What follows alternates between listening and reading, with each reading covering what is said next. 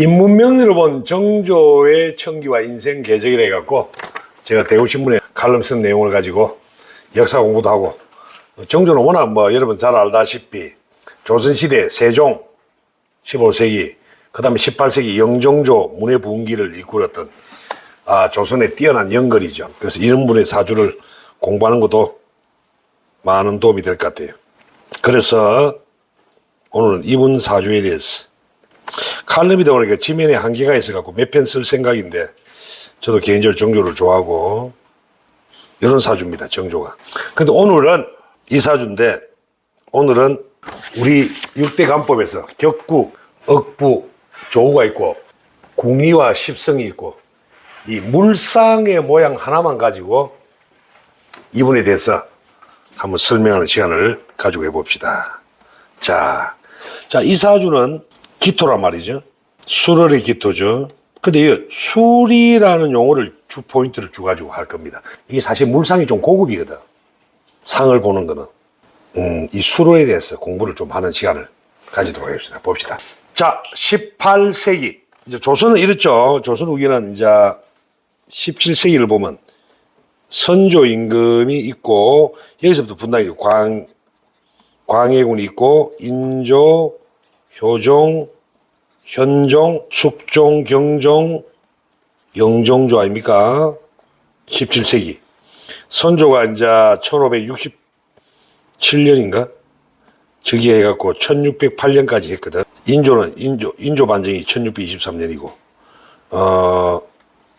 1659년이고, 1674년이고, 1724년이고, 1776년에 즉위해갖고 1800년에 붕을 했죠.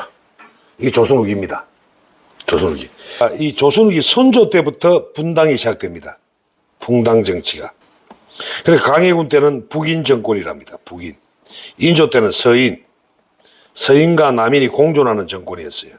효종 때도 그래 쭉 왔고 현종까지. 그러다가 숙종 때는 노롱 서인과 남인이 권력을 서로 쟁탈하다가 경종 때는 소론이 지배하고, 영조 때는 탕평을 썼습니다만 주로 노론이 거의 지배한 나라였죠. 정조 때 가끔 남인이 집권합니다. 남인과 소론을 등용합니다만은 대세는 노론입니다. 그래서 사실 조선 후기는요, 인조 반정 이후에 이때까지 거의 노론이 대세를 이루었습니다. 요즘 말하면 국회를 다수당으로 증거했다고 생각하면 돼요. 노론을 이길 수가 없어.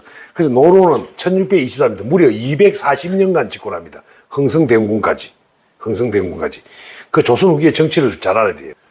그런데 이제 정조가 즉위하니까 이 영조는 주로 노론이 주도하면서 탕평책을 썼습니다만, 이 정조의 아버지 사도세자가 소론이었거든. 소론. 그러니까 노론한테 당하는 거야. 어쨌든 간에 조선 후기는 1623년부터 노론이 다 지배를 했다고 보면 됩니다. 흥성대원군까지. 무려 240년간. 자, 봅시다. 18세기 조부 영조와 더불어 18세기 문해부흥을 불러왔던 정조는, 우리가 18세기는 조선의 르네상스라고는 말을 쓰죠. 문해부흥이니까. 영종조 시대를. 근데 사실 아버지가 손자가 오랫동안 했죠. 그죠? 이때까지니까. 1800년까지. 무려 76년. 중국에서는 이 시대가 옹정제, 걸륭제, 가경제, 초창기, 이 시대라고 보면 되겠습니다. 강희제, 중국. 그래서 중국에서 가장 최전성기가 강원건이라죠. 이 전성기 시대입니다. 이 전성기. 이 시대는 꼭 알아놔야 돼요. 명리 공부할 때 가장 많은 시대가 이 시대예요. 강희제, 옹정제, 걸륭제. 이 시대에 책이 많이 나오거든. 가경제부터 나라가 이제 기울기 시작합니다. 19세기.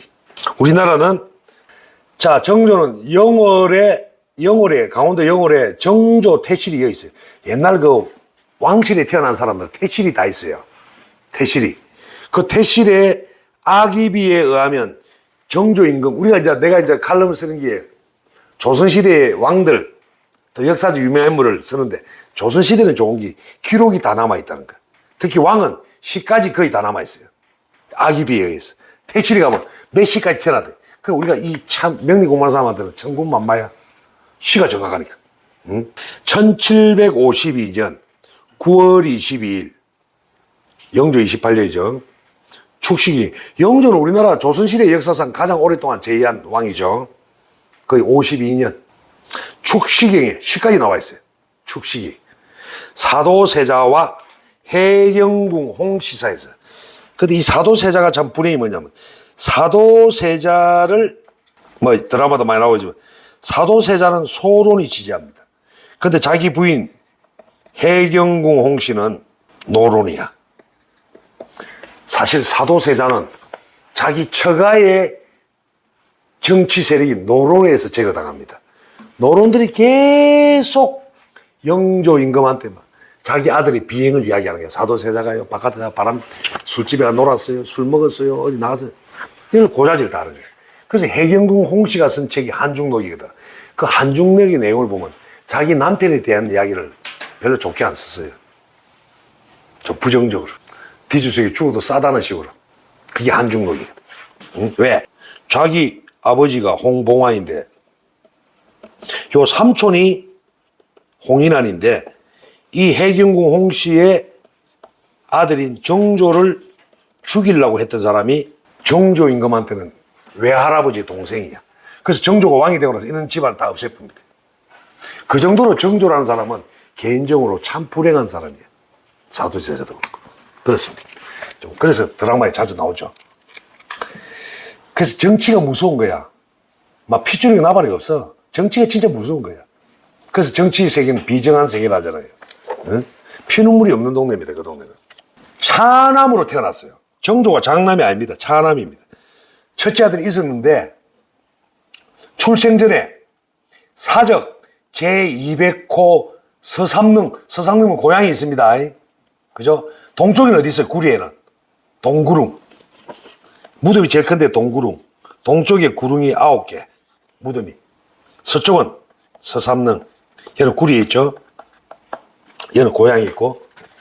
이 서삼릉의 경내에 의령원에 안장된 형이 있습니다. 그분이 누구냐? 의소세손이랍니다. 근데 이분이 3살 때 죽어버렸어.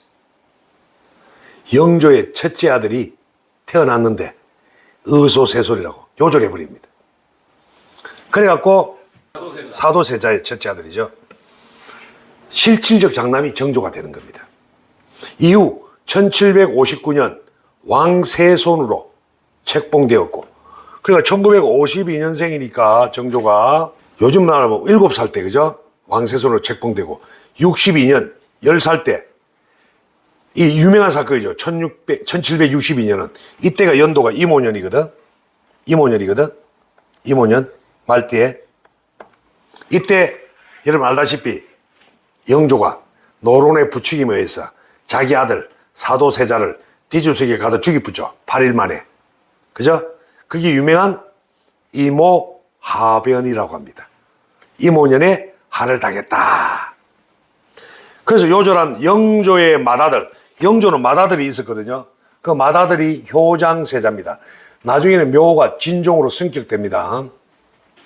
근데 이 효장세자도 10살 때 죽어봅니다. 영조의 아들이. 그러다 보니까 사도세자도 죽어붙잖아. 그 영조 입장에서 아들 2명 다 죽어붙는 기라. 하나는 자연사고 하나는 본인이 죽였죠.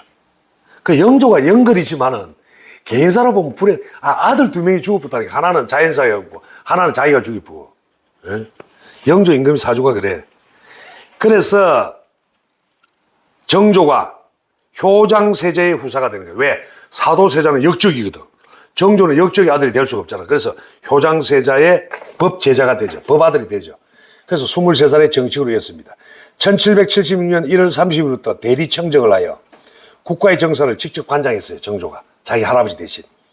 그래서 3개월 뒤에 자기 할아버지 영조가 81살의 나이로 승하합니다. 영조가. 굉장히 장수했죠. 그때 이제 23살의 나이로 아주 왕이 올라 24년간 재위하다가 1800년에 갑자기 또 죽어버립니다. 체력이 좋았던 사람인데. 참고적으로 정조 임금은요, 활을 잘 쏘고 문무를 겸비한 철원군주의 한무입니다. 문학적으로 이제 문인으로서 대단히 뛰어납니다. 대단한 성리학자입니다. 지식이. 그래서 이 정조를 보면 철인군주라죠. 문무를 겸비한 일인데 왜 갑자기 죽었느냐 이게. 이것 때문에 또 말이 많았어. 자, 어쨌든 간에 이 사주를 한번 봅시다. 이 사주에서 우리가 주목하는 것은 술월입니다. 우리가 항상 달을 먼저 알았죠. 그래서 이번 칼럼은 이 술토에 대한 해석부터 집중적으로 할 겁니다. 자, 그럼 한번 물어봅시다. 우리가 달이 있으면 이런 물상이 있단 말이에요. 그리고 이 자체에 토의 성질이 있단 말이에요. 그리고 이게 또 격국이 있단 말이에요. 격국. 이 사주는 기토가 술토를 보면 월의 겁재거든. 월의 겁재. 이런 걸 월겹격이라고 합니다. 월의 겁재. 격으로 보면. 그런데 여기에 지장간이 우리가 뭡니까? 신정무란 말이에요. 지장간이. 내가 지장간 하나하나 분석을 다 하라 했죠. 월지에 있는 거는. 무조건 월에 있는 이 술토에 대한 설명도 하기 전에 지장간에 있는 설명을 상대방한테 설명해줘. 신정무에 대해서. 반드시. 그럼 뭐야? 정조가 식신적 성분이 있네. 식신에 대한 설명을 해주면 돼. 육신 공부한 거 갖고. 예리하면서 분석력이 뛰어난 거예요. 식신. 그죠?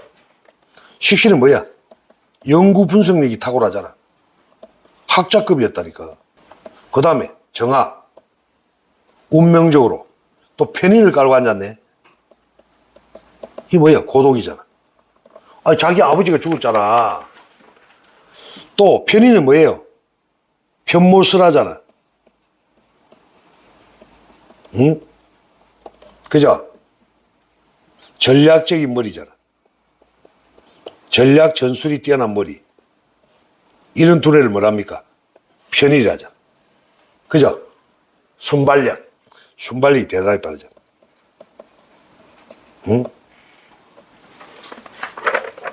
그런데 여기에 있는 지장간이 천간에 드러나는 게 격이잖아요.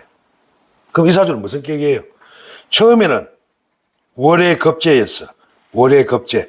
기토가 술토를 만나면 월겁격이에요. 그죠? 그런데 우리는 격은 어떻게 해요? 월지에 있는 지장간을 우수로 하는 거 아닙니까? 여기 있는 거, 여기 있는 게 천간에 드러난 거를 선택하지 않습니까? 그럼 이 사람은 뭐예요?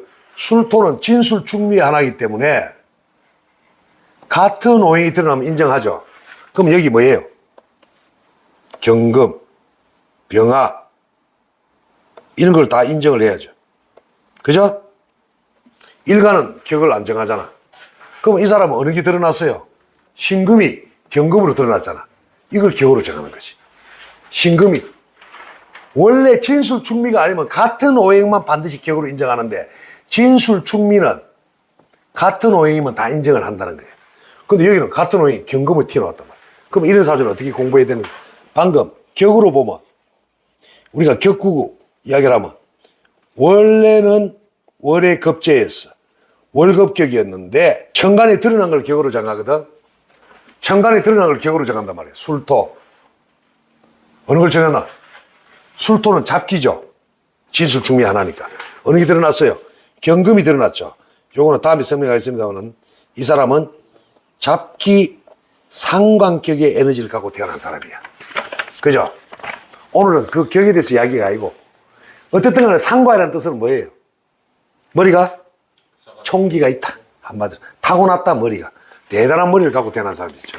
그래서 여러분은 월급격이었는데 원래는 잡기 상관격으로 변했잖아. 그러면 여러분은 이걸 설명을 해야 돼요. 겁재 이 사람은 그러면 겁재 기질이 있나 없나? 설명을 해야 돼. 겁재 성분과 편인 성분, 식신 성분이 다 있는 거야. 설명을 해. 그런데 드러나기는 상관으로 드러난 거야. 상관은 이렇게 뿌리를 내렸다 이가. 머리가 비상하다는 거지. 이 사주는 봅시다. 할로와 자 수로는 뭐예요? 할로 상강이 포함된 술토 겁재월에 그 다음에 뭐예요? 인간이 경작한 대진 논밭이나 가소원 같은 기토 일가이죠. 그죠? 요 기토는 뭐예요? 이 척박한 땅 속에서 이 술토의 분위기에서 인간이 경작한 논밭이잖아. 그죠? 그래서 해석을 해야 됩니다. 그죠? 다른 말로 산에 경작한 가소회라 볼 수도 있어요. 산 옆에. 아니면 항무지를 개척한 논밭이라고 볼 수 있어요. 자, 그래서 기토는 낮고 축축한 습한 기운의 소크기죠. 바깥흙은 뭐예요? 그죠? 기토는 뭐예요? 대지가 있으면, 예? 지표면이 있으면, 지표면 밑에를 구성하고 있는 소흙이죠. 그죠? 여기에 나무 심는다, 이거. 유실수를 심고. 무토는 지표면 바깥에 튀어나온 흙이고, 지표면 바깥에 좀 높은 지대에 있는 흙이죠. 무토와 기토를 이렇게 구별합니다. 그러면 이 기토는 간목, 이 지표면을 뚫고 가는 간목, 그 다음에 겨울을 넘기도록 이 소국이 따뜻하게 하기 위해서 정화, 그 다음에 이 소국에서 씨앗을 나타내는 신금, 그 다음에 씨앗을 저장하는 임수, 이런 거와 한 세트거든. 5개가. 기토를 중점으로 갑정, 신임이. 이걸 뭐라 하죠? 음권지대라죠. 음권. 기억납니까? 우리가 저번에 이야기했잖아요. 무토, 밑에 속에 있는 흙, 기토. 을목을, 생활터전에 이 을목을, 무토를 을목이 자라게 하고, 을목을 자라게 하는 데는 자연수인 개수가 필요하다. 그 다음에 을목이 병화의 존재가 없으면 안 되죠. 무토를 밝게 하는 것은 뭐예요? 무토를 밝게 하는 것은 병화예요, 병화. 병화가 없으면 무토가 생명을 얻지 못한다고 하잖아요. 햇빛이 들지 않는 땅이 뭐겠나? 농사 안 되지. 그래서 무토가 병화를 좋아하는 거예요. 그 다음에 이 무토에서 광물질과 열매가 맺히죠. 그죠? 이게 열매잖아. 열기를, 빛을 쬐어가지고 열매를 만드는 거죠. 그래서 이 나무가 열매로 완성이 되는 거죠. 이 5개는 양권지대라고 합니다. 양권지대. 반대로 이 을목을 사방팔방으로 퍼지게 하는데 지대한 공헌을 하는 것은 간목입니다. 용수철이죠. 지표면을 뚫고 오르는 용력이죠. 이 간목은 기토의 터전 위에서 자랍니다. 그리고 이 기토가 습하기 때문에 따뜻한 온열기 역할을 정화가 합니다. 이 기토에서 씨앗을 만들어내죠. 이 씨앗을 보관하는 것이 임수가 됩니다.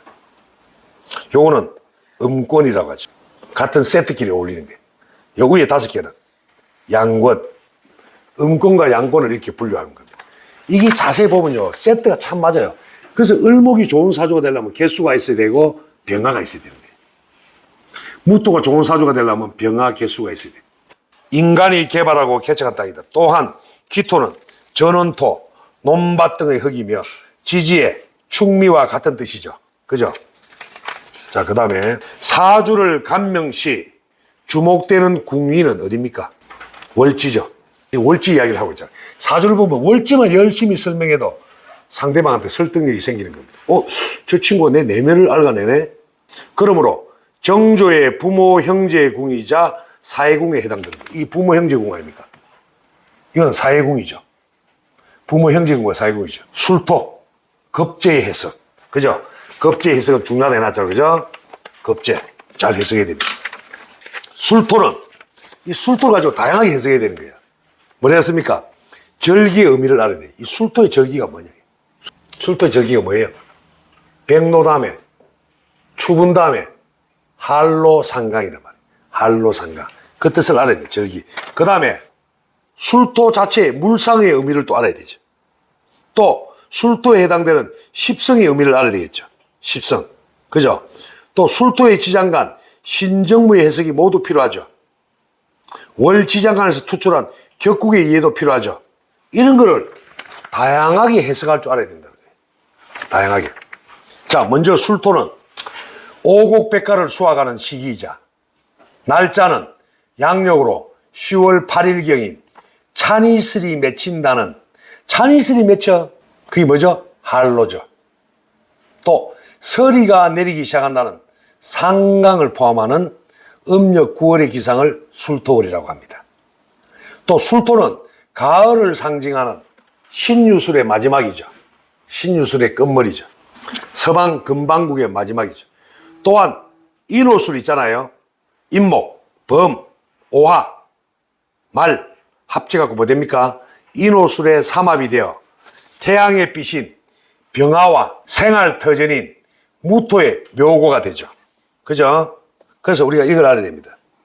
술토는 이거에 뭐예요? 묘고죠. 묘고지죠. 병이 술을 만나면 묘 아닙니까? 그죠? 무가 술을 만나도 묘죠. 또 하나 있다. 을목도 술을 만나면 묘가 됩니다. 그래서 병무을술이죠. 응? 아니면 을병무술.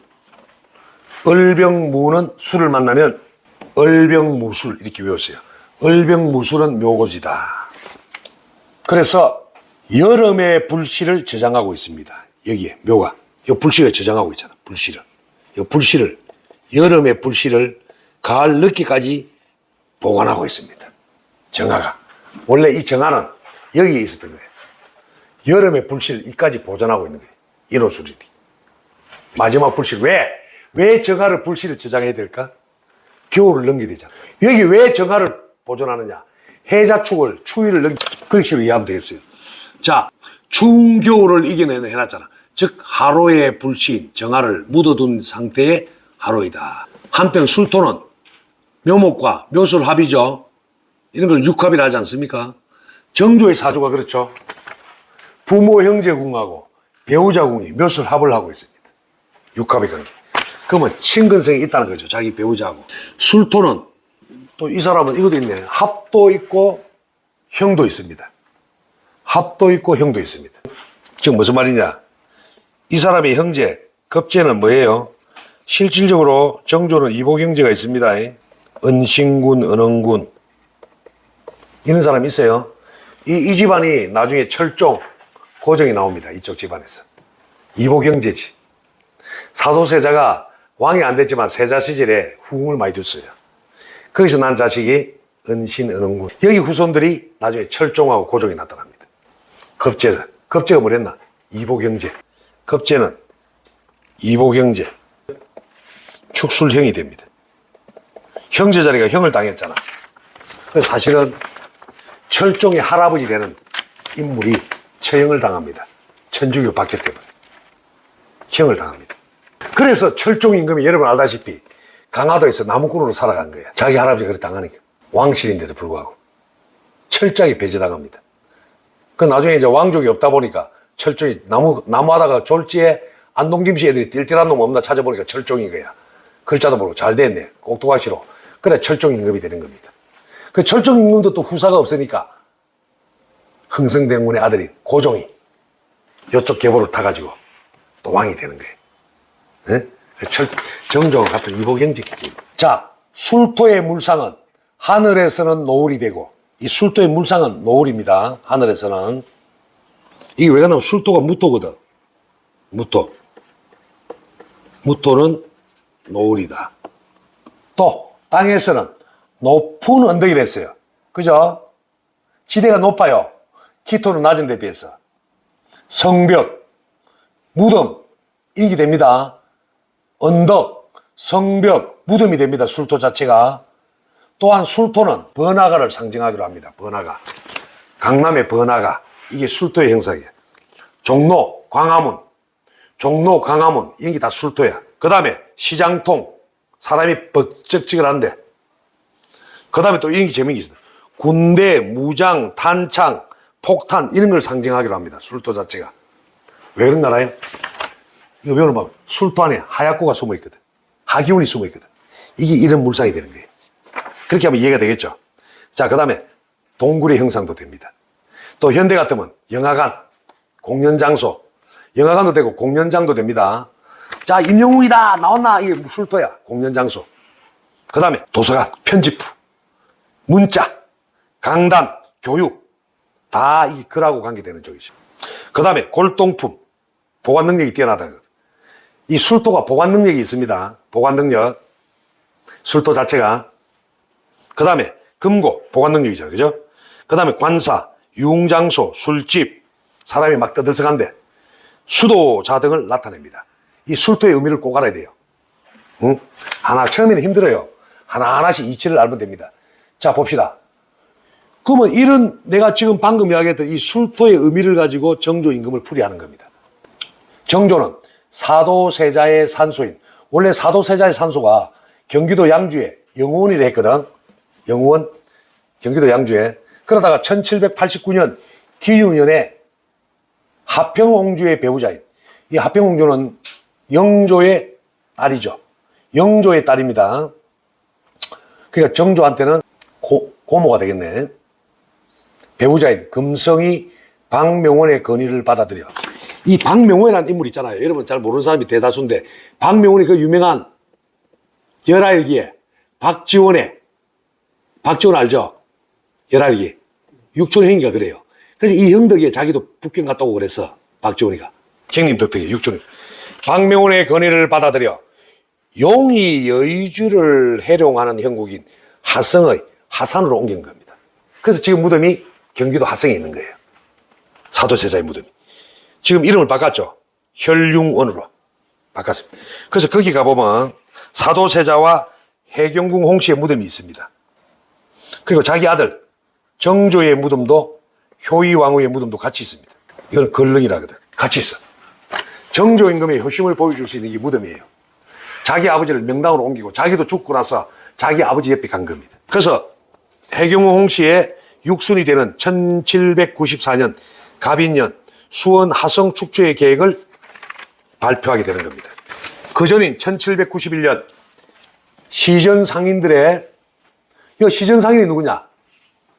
옛날에는 조선시대는요, 종로통에서 국가가 인정한 장사치들만 장사를 했습니다. 그런 사람을 시전 상인이라 합니다. 그럼 그 사람에게 무슨 권한을 준 거 알아요? 금난전권을 준 겁니다. 난전을 금하는 권리 준 거야. 그럼 내가 예를 들어 먹고 살기 위해서 종로에서 가게 열었다가는 100% 쫓겨납니다. 시전상인한테. 맞아 죽어요. 네? 그래서 그런 권한을 금난전권이라 하거든. 이거를 정조임금이 없애었어. 왜? 정조임금이 딱 보니까 시전상인의 돈줄기가 다 자기 정적인 노론의 정치자금으로 들어가는 거예요. 그래갖고 정조가 열받아갖고 금난전권을 다 없애뿐. 시전상인들의 특권을 없애뿐. 이게 역사적으로 아주 유명합니다. 그게 1792년도가 신해연이거든. 이거를 신해통공이라고 합니다. 아주 획기적인 상공업의 발달을 가져온 사건이죠. 역사책에 자주 나오죠. 신해통공. 경제개방이죠. 한마디로. 그 다음에 93년 자기의 친위군대인 장룡외영을 수원에 설치한 겁니다. 그래서 우리 정조의 대표적인 권력 강화 기구는 학문적으로는 규장각이라고, 군사 세력으로는 장룡령으로 대표되거든요.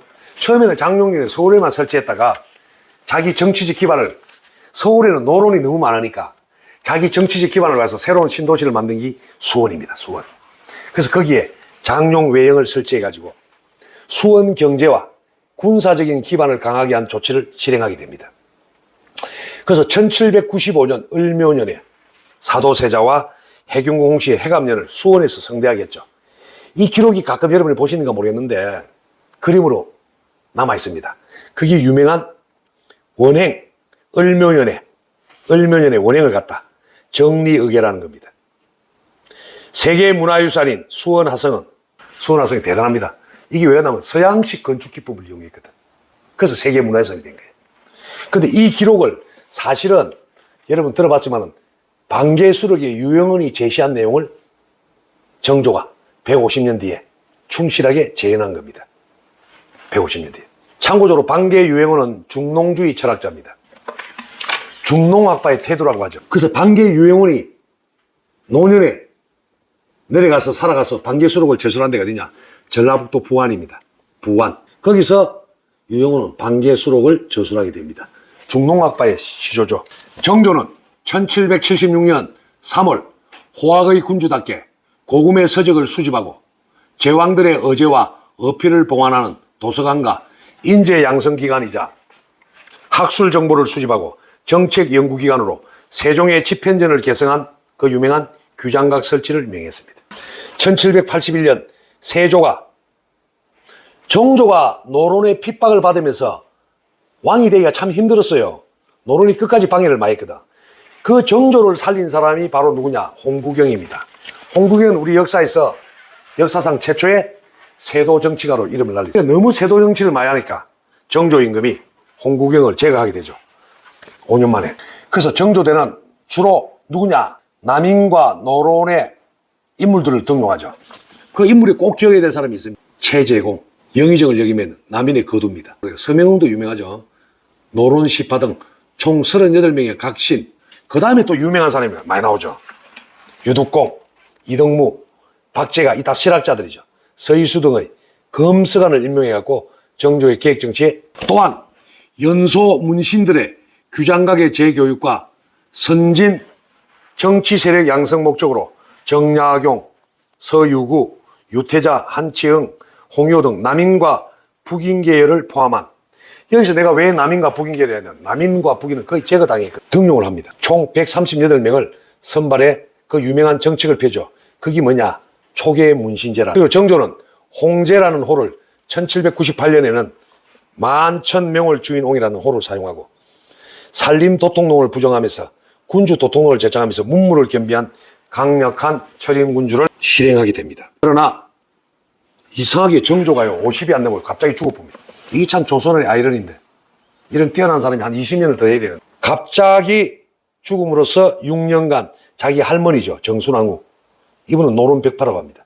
짓고 나고 나서 정조가 일궈낸 것을 다 없애버립니다. 이때부터 60년간 외촉 세더 정치의 시대가 오면서 조선은 내리막길을 걷게 됩니다.